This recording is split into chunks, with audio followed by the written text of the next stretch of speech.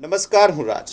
આપ જોઈ રહ્યા છો સ્પાર્ક ટુડે ન્યૂઝ. વડોદરામાં તાંજોર નૃત્ય શાળાના 42મા વાર્ષિક ઉત્સવ નિમિત્તે તાંજોર 2026નું ભવ્ય આયોજન કરવામાં આવ્યું હતું. આ કાર્યક્રમ ગુરુશ્રી રમેશ કુબેરનાથ તાંજોરકરના શ્રદ્ધાંજલિ રૂપે સમર્પિત રહ્યો હતો. પંડિત દીનદયાલ ઉપાધ્યાય ઓડિટોરિયમ ખાતે યોજાયેલ આ કાર્યક્રમમાં ભરતનાટ્યમ, સંગીત અને અભિનયની અનોખી રજૂઆતો કરવામાં આવી હતી. ઉપસ્થિત દર્શકોએ કલાત્મક કાર્યક્રમોને વધાવી લીધા હતા.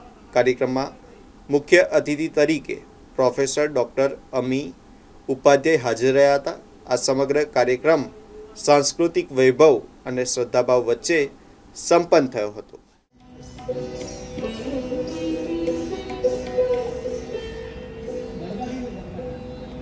ભરતનાટ્યમના નટોનાર હતા અને નટવાંગન સાથે રાજીરાવ ગાયકવાડ ત્રીજાને જાય છે.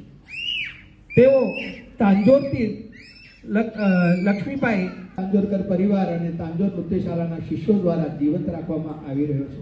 શ્રી નિર્ભય કરેકર તબલામાં, શ્રી સંતોષભાઈ કરેકર વિધમે,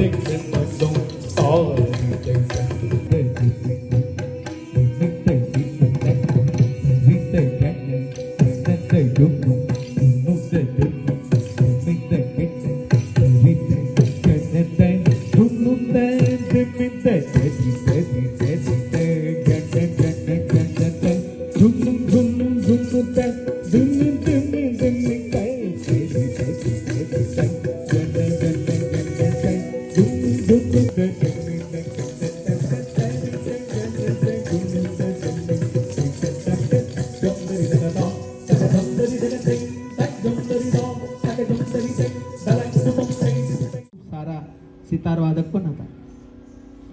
તેમને કોમર્સમાં અભ્યાસ કરીને ચાર્ટર્ડ એકાઉન્ટન્ટ તરીકે કામ કર્યું, છતાં તેમનું મન હંમેશા કલા સાથે જોડાયેલું રહ્યું.